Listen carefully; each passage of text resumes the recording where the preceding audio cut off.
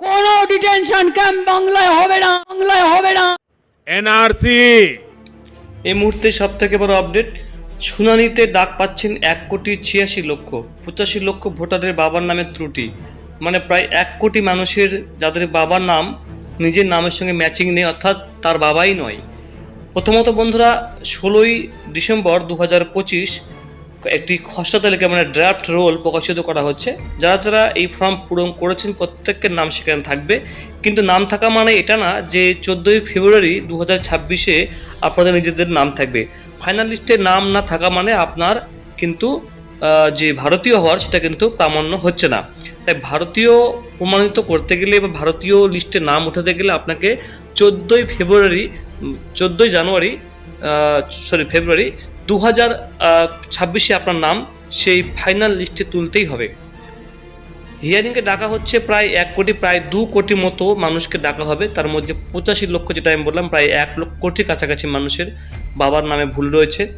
Enumeration পর্ব শেষ হয়ে গেছে, এসআইআর ফর্ম ফিল আপ করাও শেষ হয়ে গেছে, অনলাইনেও ফিল আপ শেষ হয়ে গেছে, অফলাইনেও ফিল আপ শেষ হয়ে গেছে। এখন অপেক্ষা 16 ডিসেম্বরের জন্য। ওই দিন প্রকাশিত হবে খসড়া ভোটার তালিকা, মানে আর কয়েকদিনের মধ্যে এটা প্রকাশিত করা হবে। তারপরে শুনানি শুরু হবে, যেখানে সম্ভবত বন্ধুরা আপনাদেরকে বলে রাখি আমি, যারা অন্যের বাবাকে অন্যের পাড়ার মানুষকে দিয়ে বাংলাদেশিরা এবং ভারতীয়রা অনেকে রয়েছেন যাদের সমস্যার কারণে আগে কিন্তু বাবার ভোটার কার্ড দেখে কিন্তু নিজের ভোটার কার্ডের নাম উঠতো, অফলাইনে হিয়ারিং করা ডাকা হতো, তারপরে কিন্তু নাম উঠতো, পঞ্চায়েতে বসতো। তো অনেকে কিন্তু নিজের কারোর ডকুমেন্ট ছিল না, বাবার ডকুমেন্ট ছিল না, অন্যকে বানিয়ে কিন্তু বাবাকে বানিয়ে ভোটার কার্ডের নাম তুলেছে। এই ক্ষেত্রে মানুষের প্রত্যেকের কিন্তু সমস্যা হবে, তারা কিন্তু ডি ভোটার হয়ে যাবেন। তারা কিন্তু অনেকেরই কিন্তু আধার কার্ডে কিন্তু নাম বাতিল করা শুরু করে দিয়েছে কেন্দ্র সরকার। তো এরপরে যখন আপনার লিস্টে ফাইনাল লিস্টে নাম থাকবে না, এরপরে কিন্তু আপনার নিজেদের নাম কিন্তু ভোটার যে আধার কার্ড সেখান থেকে কিন্তু আধার কার্ড কিন্তু ডিঅ্যাক্টিভ করা শুরু হয়ে যাবে। অলরেডি কিন্তু মেসেজ আসা শুরু হয়ে গেছে। এবার মূল কথা হচ্ছে যে এই হিয়ারিংটা হবে, যে হিয়ারিংয়ে কাদেরকে ডাকা হবে, যাদের ডকুমেন্টসে ভুল পাওয়া যাবে, যাদের নামে ভুল পাওয়া যাবে। 2002-এ কীভাবে যদি নাম না থাকে, আপনাদের বাবার নাম না থাকে, নিজের নাম না থাকে, সেক্ষেত্রে আপনাদের নাম ভোটার তালিকায় উঠলো কীভাবে, মানে আপনি ভোটার কার্ড কীভাবে করলেন, এটাও প্রশ্ন হচ্ছে, এটাও প্রশ্ন করা হবে আপনাকে। তাছাড়াও আপনাকে যে 11টি নথির কথা বলা হয়েছে, সেই নথির মধ্যে আপনাকে একটি নথি আপনাকে সাবমিট করতে হবে বা আপনাকে শো করাতে হবে। তাছাড়াও সেটা যদি আপনার কাছে না থাকে, সেক্ষেত্রে আপনার বংশে কে রয়েছে, আপনার দাদা, কাকা, তাদের কিন্তু আপনাকে ভোটার কার্ডের নাম, তাদের নাম রেফারেন্স দেওয়া হবে। মানে এক কথায় আপনাকে তাদের যে প্রশ্ন, সেই প্রশ্নের উত্তরে আপনাকে সন্তুষ্ট করতে হবে, স্যাটিসফাই করতে হবে।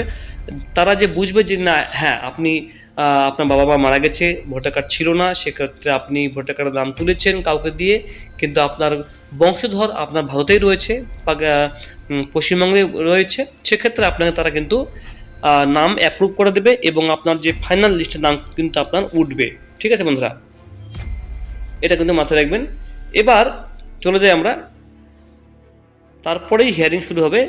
প্রতিটা ডিস্ট্রিক্টের ডিএম অফিসের আন্ডারে সিসিটিভি ফুটেজের আন্ডারে লাইভ টেলিকাস্ট রেকর্ডিং করা হবে, যে সেই হিয়ারিংগুলো করা হবে। রাজ্য জুড়ে প্রায় 1,86,00,000 ভোটার শুনানির ডাক পেতে চলেছে। শুক্রবার কমিশনে এটা 1 মাস চলবে কিন্তু এই হিয়ারিংগুলো হবে।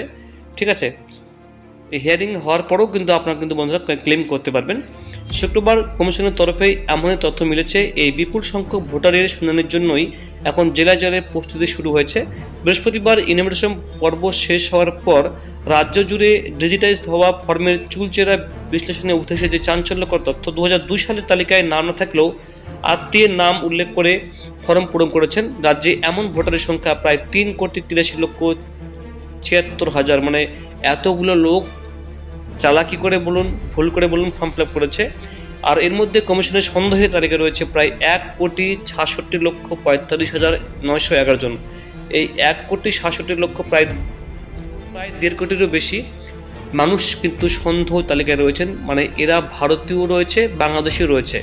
এখানে তো বেশিরভাগ বাংলাদেশি রয়েছে, তাছাড়া ভারতীয় তারা রয়েছে এখানে, যাদের সমস্যার কারণে তারা কিন্তু ডকুমেন্টস নেই। অনেকেরই প্রান্তিক এলাকায় বসবাস করছেন, তাদের কিন্তু বিভিন্ন কারণে ডকুমেন্টস নেই, তারা কিন্তু অ্যাপ্রুভ হয়ে যাবে। বাট যারা বাংলাদেশি, তাদের কিন্তু নাম এখান থেকে কাটা যাবে।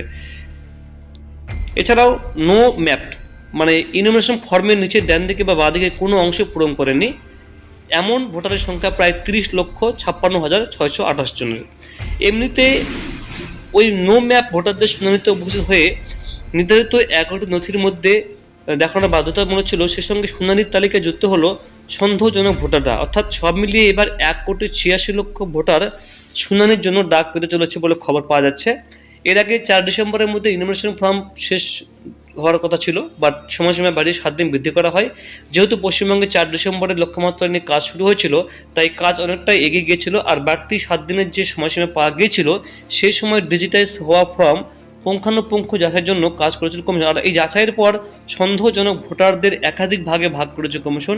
এই ভোটারদের মধ্যে রয়েছেন বাবার নামে ত্রুটি, না কার কার ভুল ধরেছে কমিশন এই ফর্মে ফিল আপ করার সময়। বাবার নামে ত্রুটি, বাবার নামে ভুল, বহু ভোটারের বাবা মায়ের নাম এক রয়েছে, অনেক ভোটার রয়েছে বাবা মায়ের নাম একই।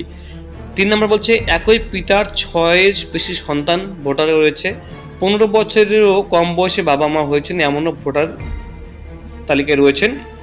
40 বছরের কম বয়সে ঠাকুরদা ঠাকুরমা হয়েছেন, এরা প্রত্যেককেই শুনানিতে ডাক পাবেন। যাদের নো ম্যাপিং তালিকায় ঢুকে গেছে তাদেরও ডাকা হবে হিয়ারিংয়ে।